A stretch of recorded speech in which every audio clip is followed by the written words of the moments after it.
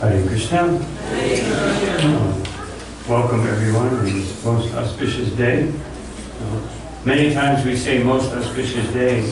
There are many most auspicious days. That can only happen on the spiritual platform. But of all the most auspicious days, this is one of the most auspicious, because as we will see from our discussion about Srimati Radharani, actually I was going to read something, but I can't find it, so I won't read it. Om Jnana Gananjana Sharakaya Chakshur Militam Tasmai Sri Gurave Namaha Chaitanya Vishtam Bhaktitamne Bhutale Swami Bhakata Namo Vishnu Padaya Krishna Prestaya Bhutale Shrimati Bhakti Vedanta Swami Namani Namaste Saraswati Devi Gauravani Pacharine Vishesha Shunyavadi Tapta Kanchana Gaurangi Radhe Vrindavaneshwari Vishabhanu Sute Pranamami Hari Priye Shri Krishna Chaitanya Prabhu Nityananda Shri Advaita Radha Shivasari Gauravinda Hare Krishna Krishna Krishna Hare Hare Hare Rama Rama Rama Hare Hare Vanchakapa Yascha Kripasindhu Ditana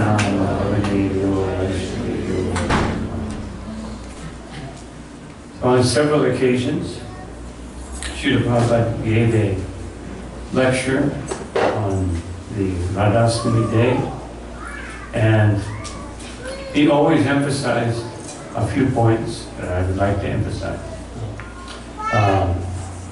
First of all, begin by this morning, most of you weren't here, but this morning we heard from Srila Prabhupada chanting Radhe Jaya Jaya Madhava Daite, this famous song by Rupa Goswami.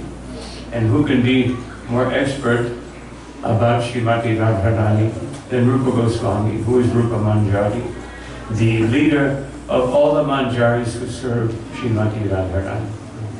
So he describes there, Srila Prabhupada described it in the song, that Mandala Maite, there, Gukula Mandala Maite, there is a circle of very young girls, and of all of them, the most wonderful is Srimati Radharani. So she's what is her purpose? Damodararati, Vardhanaveshi. So Vardhanaveshi means the way she dresses, or it also, Veshe, although means dresses, it also means the way she prepares herself for Krishna's pleasure. Damodarati, simply to attract the pleasure of Krishna, simply to give Krishna pleasure. So she is teaching us. Many times we say that Krishna is the original guru, because he's giving us Bhagavad Gita. And many times we say that Nityananda Prabhu is the original guru because he went out and taught Krishna consciousness to everyone on the behest and the order of Sri Chaitanya Mahaprabhu. But actually, Chaitanya Mahaprabhu is the guru because he's teaching us how to worship Krishna in the best way, in the mood of Srimati Radharani. And what is that mood? That mood is explained by Krishnadas Kaviraj Goswami in his Chaitanya Charitamrita, in the last chapter, where he's speaking about Shikshastikam. And when he's speaking about the last verse of the Shikshastikam, how Radharani can be Vinashtu Mam, she could be trampled, she could be embraced. So he explains that, where Radharani is speaking. He's paraphrasing or phrasing, maybe saying it directly or paraphrasing Srimati Radharani. And she says that sometimes Krishna, no, she's speaking to Krishna, sometimes Krishna, you want someone else to be with you, meaning some other gopi. And this causes me so much unhappiness, he said. But if my unhappiness brings you happiness, that is my happiness. So that is the mood of Srimati Radharani. And that is our goal. Our goal in Krishna consciousness is to take the teachings of Sri Chaitanya Mahaprabhu, the example of Sri Chaitanya Mahaprabhu, and all of his devotees in the Parampara, and apply them to our lives. This is what should we have to be doing every day. We have the tendency in this world to do the minimum. And Srimati Radharani does the exact opposite. She does the maximum. So maximum, as Srila Prabhupada said many times, we cannot go back home, back to Godhead. We cannot go to the spiritual world. No. Many people don't understand the spiritual world. But we cannot go there. First of all, if we don't understand where we're going. Just like no one goes to the airport and buys a ticket. Say, I'd like a ticket, please. Where? It doesn't matter. Prabhupada gave this example also, that you don't go to a taxi and you say, okay, let's go. The taxi driver would be in ecstasy, let's go, he spends much money, he just drives around in circles, drives downhill, puts it in neutral, saves gas. But so Srila Prabhupada was giving that example. This is what happens when we follow the mind. It's taking us to an unknown, undesignated place, which is governed by sense gratification and the desire to enjoy this material world. So, Srila Prabhupada explained once in a very wonderful way, very systematic, evolutionary way, who is Srimati Radharani. He said that everyone in this world is trying to enjoy this world. We all want to enjoy, because Krishna is the original enjoyer, and his ability to enjoy is his Hladini Shakti, his pleasure potency. And so, because Radha and Krishna are always enjoying, he said, this spirit is in us. We also want to enjoy. But Prabhupada said, but the problem is, you don't know how, Prabhupada was speaking to us, all of us. You don't know how to enjoy. You are simply doing imitation enjoyment. This is not real enjoyment. And then Prabhupada gave the example. There are so many tapasvis, sannyasis, sadhus, great personalities, great saintly persons, both men and women, who practice all day tapasya. They give up all material pleasure just to experience the bliss of Brahman. The bliss of Brahman. What is that bliss? That bliss, when Sri Haridas Thakur was speaking to the assembly of Brahmins in the house of Raghunath Das Goswami, he said that the bliss of Brahman, he's quoted one verse from Hari Bhakti Shuddhodaya, that the bliss of Brahman compared to the ocean of bhakti is like a drop, or a maximum, the water in the footprint of a calf. That's the total bliss that you can get from Brahman can be compared to one drop or one footprint of a calf of pleasure, of the transcendental bliss of devotional service. So, if so many the great sages, saintly persons, just like Shukadeva Goswami. Shukadeva Goswami was, he was an impersonalist who became, by hearing about Krishna within the womb, he became a devotee, a pure devotee of the Lord. And why did Krishna select him, who had previously been a Mayavadi, an impersonalist, Brahmavadi, to be the one who explains the highest nectar of Radha Krishna Bhav, the highest understanding of Krishna? He chose him for two reasons. One, because he wanted to show that even one who achieves the highest possible, Aruya Kuchena Param Param Ta, as the Bhagavatam says, the highest level you can achieve by austerities and penances is Brahman. And even then you have to worship the deity. Just like you see in so many temples, Vishnu temples in India, you go to them and they have Mayavadis doing the puja. So I even saw this in Tirupati. I saw the Mayavadi doing all kinds of services. I said to the head priest, what is this? He said, well, they need some devotional service to come to the platform of bhakti, so we give them service. So the point is, this is the highest you can achieve, the highest possible bliss, happiness you can achieve in this world. And it comes from giving up all of these things. So as Krishna says in Bhagavad Gita, Vedishu Jagishu Tapasu Chai Vadhaneshu Punya Pradam Pradishtam. That what is the general Vedic process? You study the Vedas, Jagishu, you do Tapasu, you do austerities and penances and sacrifices, and Dhaneshu, you give charity, you do pious activity. But atyati yat sarvabhidam viditvam. But in one step, the yogi param sthanam, that highest yogi, the devotee of the Lord, immediately achieves in one step all of this by engaging in the devotional service of the Supreme Personality of God. So, and then Srila Prabhupada said, all these yogis are looking for Brahman. And the Param Brahman is Krishna. So how can we think that this Param Brahman is, getting his happiness from material nature? Because he is beyond material nature.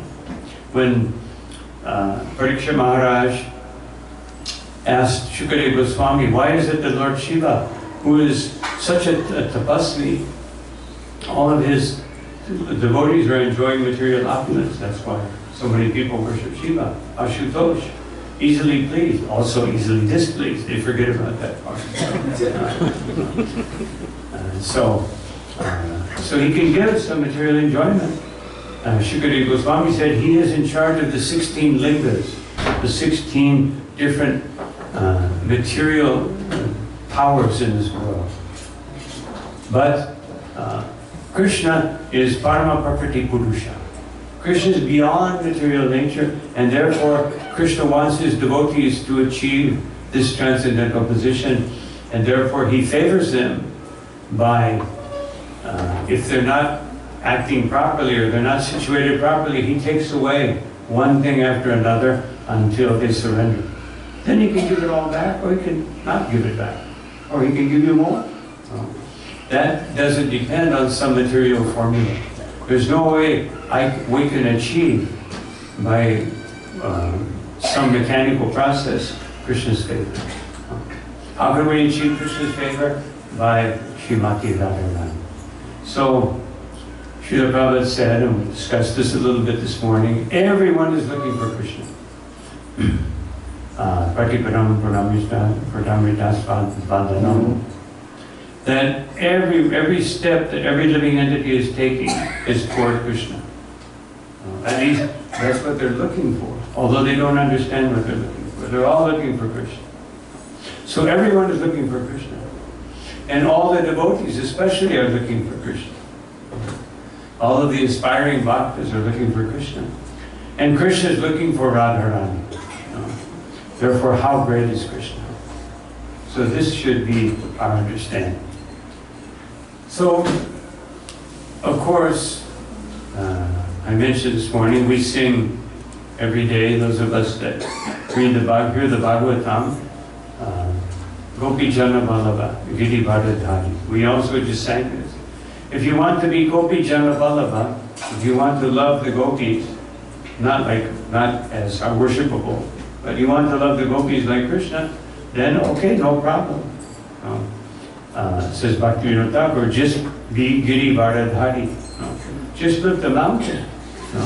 Lift Govardhan. If you can't lift Govardhan, then even with your little finger, lift this table. See if you can do that. Start out, and then if you can lift this table, see if you can lift a car with your little finger. And if you can't do that, then forget about being Gopi Jana Ballabha. Just be Krishna Ballabha. Become a lover of Krishna, following in the footsteps of Srimati Radharani. So most people, unfortunately, they don't understand the exalted position of Krishna, which Arjuna, he arrived at that position. By saying, after hearing Krishna speak the Chatushloki verses, he said, Param Brahma Param Dhamma Pavitram Paramam Bhavam. That, my dear Lord, you are the supreme Brahman, you are the shelter of everyone, you are the most pure and the most perfect. So the most pure and the most perfect is certainly not taking some mundane pleasure. There's no mundane relationship. The relationship between Radha and Krishna is beyond comprehension. As we mentioned this morning, Srila Prabhupada says late in Chaitanya Charitamrita, that this is what I was looking for, I couldn't find it. He says that understanding the relationship of Radha and Krishna is no easy thing. It puzzles the minds of many personalities. So Sri Chaitanya Mahaprabhu, he was so strict, as Srila Prabhupada gave the example, he would not even allow his female disciples to come close. And if they offered obeisances, they would do it from a distance without him seeing it. So strict. He never would converse with he may say something, but he would never intimately converse, and never converse alone with any female. So he is representing the mood of Srimati Radharani. Why could not Srimati Radharani have an intimate talk with that lady? Because he was a sannyasi. He was teaching us that to live in the mood of Srimati Radharani, in the mood of the gopis, doesn't mean you imitate them. Doesn't mean, it means that you serve in that same spirit of total surrender, of the only objective being to please Krishna. We all know the story that Narada Muni, one time Krishna was sick. Of course, he wasn't really sick. Krishna never gets sick. His body is Satchidananda. But he was playing being sick. And so the doctor came. The doctor is also Krishna. And he told Narada Muni that the only thing that can save him is the dust from the feet of his devotees. So first Narada Muni went to the Brahman. The Brahman said, please give it, Krishna is sick, he needs the dust of your feet. No, we'll go to hell. We can't do that. He didn't know. So the queens of, then he went to the queens of Dwarka. He said, Krishna needs the dust. Oh, we could never do that. That would not be, how could we possibly do that? That would be an insult to Krishna. So they weren't worried about going to hell necessarily, but they were worried about somehow or another displeasing Krishna. But when Narada Muni asked the gopis, he said, sure, take the dust. And Narada Muni even offered the consequence. But if you do that, you may go to hell. It doesn't matter. We'll be happy to go to hell. If Krishna, this will be pleasing to Krishna. If Krishna is pure, it doesn't matter. So this is what we're aspiring for, not to go to hell. We're not aspiring to that. But we are aspiring to please Krishna at any cost. At any cost. Of course, Lord Shiva, when his wife inquired about the position of a devotee, how far is the devotee willing to go to please Krishna and to please Srimati Radharani? So Chitraketu revealed that after Parvati, she cursed him to be a demon, and he smiled and said, thank you very much. And she looked at Lord Shiva and said, what's wrong with him? No. I just cursed him to go to hell. I cursed him. And then Lord Shiva said, my dear Devi, that you should understand the devotees of the Lord, they have no fear. That anywhere they are, no, they're happy.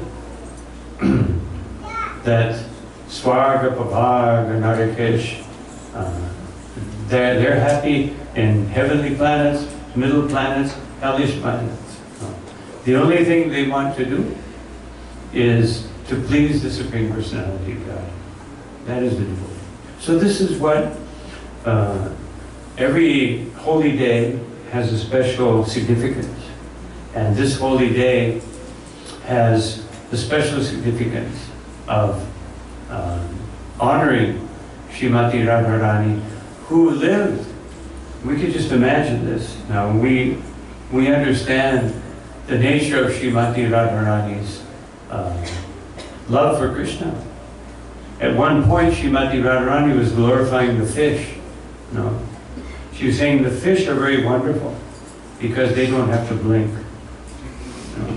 But the Lord Brahma, although he created a fish properly with no blinking, no, and he makes us blink, and during that time we lose the vision of Krishna.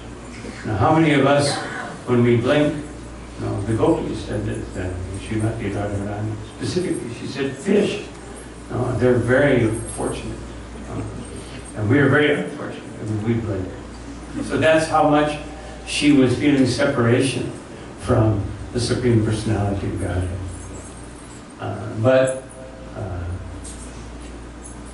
So this separation, Krishna also feels it.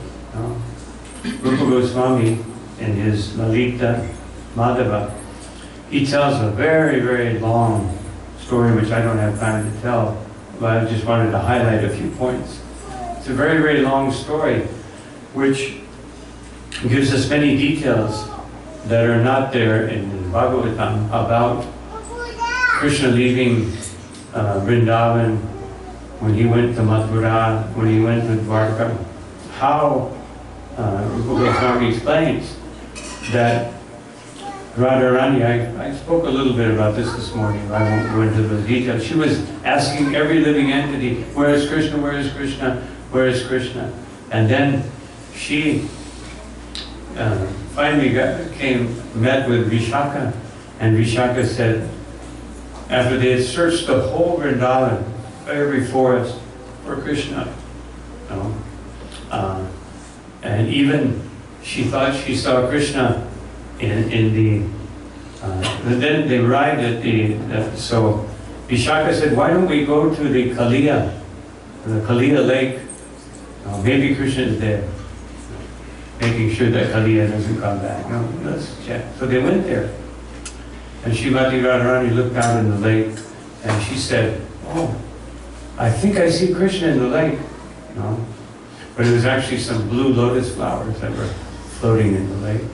She said, I see, he's waving at us.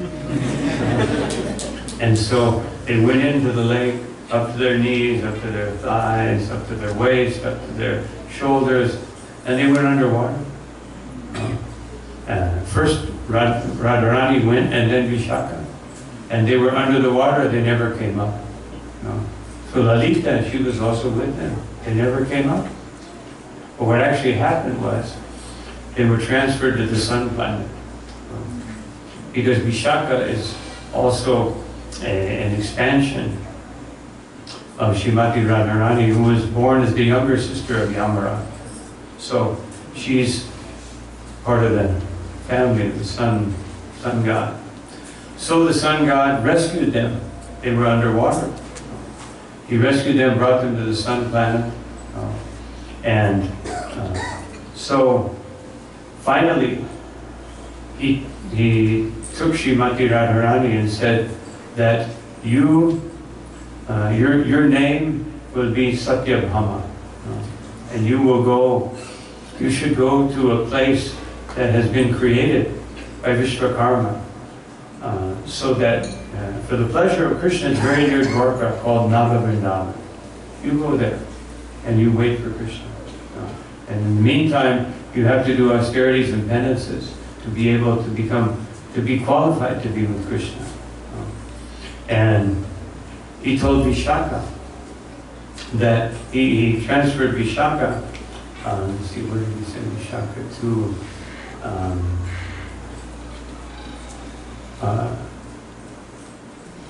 Vishaka, anyway, I can't remember. Vishaka took the birth of another one of the queens. And then the Purnamasi made the arrangement that Chandravali would be take the form of Rukmini, and four of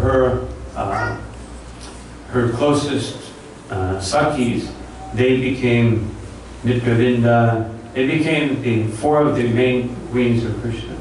And Vishaka Lalita became Jambavati, because after she saw Vishaka and Radharani go into the lake, the Yamuna, she said, how can I live without them? So she went to Govardhan and jumped off of Govardhan. But Jambavan was instructed by the Lord to go to Govardhan. And he saw this lady flying in the air, and he grabbed her. And he took her home, and she became Jambavati. So the point is that Rupa Goswami explains how that Radharani was feeling so much separation, and all of the gopis, that actually, although they expand themselves, the main gopis, they not only did they expand themselves, but they actually went there, and that they left behind otherwise they had expanded, but they actually went there, and then their expansion went back to Vrindavan. They never left Vrindavan. It's difficult to explain, but anyway, somehow or another, they actually went there and they stayed in Vrindavan at the same time, each one of them. And then 16,100 of the main gopis, because they were feeling so much separation from Krishna. Krishna made the arrangement that Narakasura would steal them. And actually, he made up a story that, because he wanted his gopis, he didn't want anybody else, he made up a story that he robbed them from different kings, but he actually took the gopis. So this is explained by Rupa Goswami, something that even the Bhagavatam doesn't explain. Our acharyas, they help us understand these intimate details of the Shastra. So then, Krishna had his 16,108 wives, who were actually the main gopis. So the point is that Krishna was feeling so much separation.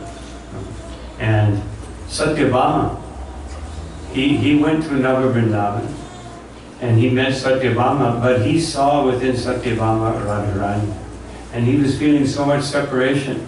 Every day he would go there, and he would be with Satyabhama, but he did it secretly. He would always tell Rukmini, because Rukmini had the privilege or the benefit of Krishna could not accept any wives unless she authorized it. So in the beginning, she wasn't going to authorize anyone. But she could see how Krishna was sneaking away every day to go see Satyabhama. He would say, I have to go visit Lord Brahma. I have to go do this. But one day, Satyabhama, he gave her his garland. And then an eagle came and grabbed the garland and took it to Rukmini. And Rukmini has an associate called Madhavi. And Madhavi, she said, oh, this is Krishna's garland. And Madhavi said, no, I smell also a gopi. You know, something. So immediately they understood that this garland had been given to Satyabhama. So anyway, the point is, I can't go into the whole story because it goes on and on and on. But the point is that Krishna was feeling so much separation. Radharani was feeling separation. So in the rasa dance, when Krishna is still in Vrindavan, Srimati Radharani and the gopis, they go and seek Krishna out of separation. But when Krishna goes to Dwarka, he goes and seeks out Srimati Radharani in separation. So this is how wonderful and how intimate is the association of Srimati Radharani and Krishna. That's how deep it is. And therefore, all of us in this material world, to whatever or whomever we may be attached to, we also feel this very strong binding and attachment. It's all coming from Krishna. Everything's coming from Krishna. But unscrupulous persons, or uninformed persons, or ignorant persons, who cannot accept what Krishna says in Bhagavad Gita, Krishna says, the purpose of all the Vedas is to understand me. And how do I know that? Because I compiled the Vedas. I spoke the Vedas, they emanated from me. I compiled the Vedanta Sutra. I think I have a good idea of what the Vedas are for, because I made them. So, and therefore understanding me. So, everyone is trying to understand Krishna, and Krishna is trying to understand Srimati Radharani. So, on this Radhastami day, we should, as Srila Prabhupada said it again, we should beg Srimati Radharani. We should think, if I want to offer something to Krishna, I have a flower, but I will not offer it to Krishna. I will offer it to Srimati Radharani. And I will ask her, will you please give this to Krishna, your Lord, Krishna? And Radharani will say, oh, you have a flower. That's for, I will tell Krishna immediately. And she goes to Krishna and she says, here is your devotee, you must accept him. So this is how powerful is Srimati Radharani. Of course, just to conclude, there's a danger. There are two types, basic types of people, of devotees, or people in general, but devotees. Those two types are, as Bhakti Tirtha Maharaj used to say, head people and heart people. Otherwise, some people are more inclined to understand Krishna with the intellect, and they study Shastra. And other people, just out of their sentiments, out of their emotions. Now, of the two, the closest one to the soul is the heart people. Those who feel inspiration. But if our hearts are not purified, otherwise, if we're not chanting minimum 16 rounds every day and hopefully more, and always trying to chant more and better quality, then our hearts will not be pure. And therefore our emotions will be mixed. So what is the result? The result is we can fall into the sahaja tendency, which all of us do to some extent. That tendency is there within all of us. And will only go away when we achieve pure devotion to Krishna. And the intellectuals, they have the problem that they speculate. They analyze, they speculate, they try to understand Krishna through the intellect. Which is good in one sense. Krishna gives us intelligence so that we can control our senses and our emotions. But if we get too much on the intellectual platform, then we see things through philosophy and not through a loving devotion. So the perfect combination is we chant the holy name. Very carefully, very sincerely, we chant the holy name. And we hear about Krishna. Chanting the holy name increases our pure spiritual emotions. And hearing about Krishna increases our knowledge. So that impure sentiments will not enter into the heart. So this process, which Srila Prabhupada said, is the watering process. Shravanam Kirtanam will lead to Vishnu Smarana, will lead us to the point where we can remember Krishna. So therefore, let us all pray on this day of Radhastami that Srimati Radharani can bless us, that we can find this wonderful balance in our devotional service, to where our sentiments become purified and our intellect becomes purified by hearing and chanting and by engaging in the service of Shri Radha Gopinath, Shri Gaunitai, Sri Guru and Gauranga, and that way achieve the perfection of life through the mercy of Srimati Radharani. So I'll stop here, and because it's very late, I won't take any questions. If anybody has a question or something, then please come and see me, and I'll try to answer it to the best of my ability. But since it is a little late and we have an arti, are we ready for the arti? Let me. No? No. Okay. Does anybody have a question or a comment?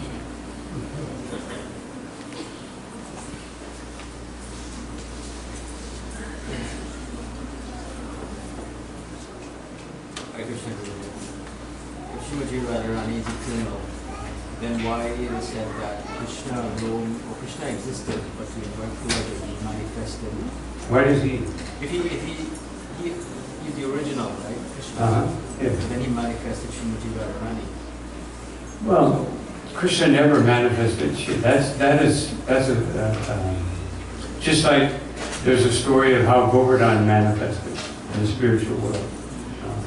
So that story of Srimati Radharani coming out of the left side of Krishna, which is a story, and the story of Govardhan being born, these are stories that everyone in Vrindavan knows, but it never happened because they're always there. Radharani is always there. Krishna is always, just like Kamsa. There are stories about Kamsa, in Goloka Vrindavan, in the spiritual world, but Kamsa is not there. But there's some shadow of Kamsa. There's some shadow there that instills fear in the residents of Vrindavan so that they go and surrender to Krishna. But there's no Kamsa. So there's no birth of Govardhan, and there's no manifestation of Srimati Radharani. But it's known that Srimati Radharani comes from the left side of Krishna. So how does that happen? How does that? How do we understand these things? Well, this is the nature of the eternal spiritual realm, which has no beginning and no end. Therefore, none of Krishna's eternal associates can be manifest. There's no history, there's no time, there's only present. Past and future are just anticipations which increase the richness of the Leelas. There's a sense of past and there's a sense of future, but there is no past or future. And as Sanatana Goswami declares, that every day there's Ashtakaliya Leela, or the same pastimes are going on, but everybody forgets about it. And then they happen in a completely different way. Not, the same basic pastime, but there is always variety, always a difference. But only if Vrindadevi or Purnamasi arranges it, the people remember what happened previously. Only if it will increase the present pastime. Otherwise, there's no need to remember, because everything is just experiencing Krishna. Everyone is remembering Krishna all the time. The gopis remember Krishna as he goes out to the pasture grounds. And the cowherd boys remember Krishna at night when Krishna's with the gopis. And we remember Krishna at Mangalarti because he's just coming back from his pastimes in Radharani. That's why it's important to go to Mangalarti, because then you see, here's Krishna, just came back. Just came just before going home, sneaking into bed. And before Mother Yashoda and Nanda Maharaj get up, they don't go to Mangalarti. We can't say, well, Prabhupada didn't go to Mangalarti. No, Prabhupada got up at 12:30 and translated books and chanted many rounds. And so the point is that that this understanding the spiritual world is something we can't do from our platform. Unfortunately, people in this world, they think that Krishna, even here in Trinidad, there's so many people devoted to Sitaram, but they don't believe that Sitaram is real. No, not this Sitaram. Maybe there's a few. Probably not all the few. But they don't believe. They think it's mythology. There's some lesson. And Krishna, Radha Krishna is mythology, Lakshmi Narayan mythology. They think like that. But then, this is what is known as that, what's the term? That, what's that saying? Manyate Jagat. The first word? Huh? Atmavan. Atmavan Manyate Jagat. Yes. Atmavan Manyate. That everything has to fit in to my conception. You know, everyone should think like me. Everyone should be like me. Then the world would be very wonderful. You know? And otherwise, whatever I can't conceive of within my experience, it doesn't exist. You know? So this is a very unfortunate position. Just like we see in outside society, Henry Potter, what is it, the dragon, some dragon thing, movies, no, monsters and go. Otherwise, people say, but they believe in these things. Otherwise, why do they go to these movies, you know, and see these creatures? And you know, where does the understanding or the idea of the creature come from? Just by watching lizards? No. But it comes from, it comes originally from Krishna. So if the Supreme Person cannot kill a demon, or these things don't happen, why are people so interested in people killing demons in the movies?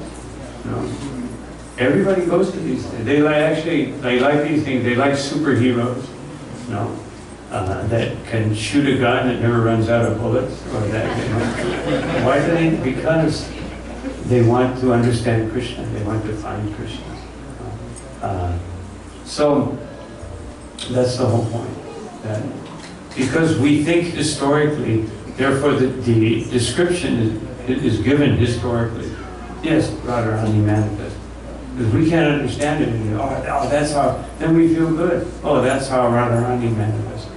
Oh, that's how Govardhan manifested.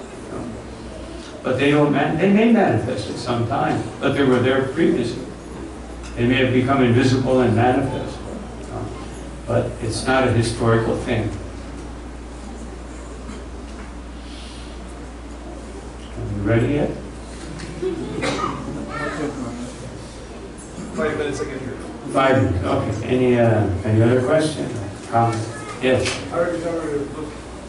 You can see in Vrindavan, because Javasis are always chanting Radhi Radhi. But somehow or the other, the ISKCON devotees, we are not chanting Radhi, we are chanting Hare Krishna. Yeah. Probably responsible. We can understand that by Srila Prabhupada. How many times did anybody see Prabhupada saying Radhe Radhe? Even in Vrindavan. I only went on one walk in Vrindavan. I didn't hear it, but I did see many people when Prabhupada would walk. Of course, I was a new devotee. I was kind of in the back. It was a pecking order. I was like 3 from the end. So, and there were many in front. But I did see many people greeting Prabhupada. And later on, I asked, I think Guru Kripa Prabhu, I asked him, so did Prabhupada, when people said Radhe Radhe, which everybody's, not everybody, but many people say, nowadays there are many more people that say Hare Krishna because of Prabhupada. But Prabhupada would always say Hare Krishna. He did, maybe once in a while he may have said Radhe Radhe. I was speaking to one very senior, Mahant or something. But Prabhupada, the devotees told me, Prabhupada, who walked with him regularly, Prabhupada would say, Hare Krishna. So that's why. Prabhupada was not, he never chanted Radhe, Radhe, Radhe, Radhe, Radhe, Radhe, Radhe. And so devotees may do that on this day. We'll probably hear it in a few minutes. That's okay. That's okay. It's glorifying Srimati Radha Radha. But we're following Srila Prabhupada. And Prabhupada, why did Prabhupada not do that? Because there's so much sahaja tendency in Prabhupada. One day, just to give you an example, I was walking on the Parikrama path, and I saw all these devotees going into, looked like ISKCON devotees, going into this place. And so I went in and what's going on? And there's one Babaji there, and these are all devotees from our temple, like maybe 80 devotees. And he started speaking, and I heard about 5 minutes, I walked out. It was just totally sahaja, and all of our devotees are there. That's why Prabhupada didn't say Radhe Radhe. Although he says it, he glorifies it. And they are glorious. Those Brajbasis that say Radhe Radhe, although they may have a totally different conception of devotional service as us, although they may not accept, most of them don't, except Bhakti Siddhanta Saraswati Thakur, Bhakti Vinod Thakur. They don't, but they're devotees. They were put there for some, in Vrindavan, born in Vrindavan. They say Radhe Radhe, and they may be smoking a bidi right after they say Radhe Radhe. But we don't do that, but we understand these are Brajbasis. We don't imitate them. Sri Chaitanya Mahaprabhu told Jagadananda Pandit that you should not go to Vrindavan because you're too critical. So he's criticizing Mahaprabhu out of love, because he's actually Satyabhama. And so he's heavy with Mahaprabhu. And so, and he told Rumba and Sanatan when they went, be very careful not to insult the Brajbasis, because they were very strict. So Mahaprabhu was telling them, you're going to see people that aren't very strict. So Mahaprabhu told them, don't be careful, don't offend the Brajbasis. So Prabhupada also taught us that. We don't offend them, we don't criticize them, but we don't follow their habits also. So that's the main reason. If somebody says Radhe Radhe, there's no problem. So sometimes I say it to the Brajbasis. If I see someone who's really like a respectable Brajbasi, just to respect them because that's what they're saying, I say it also.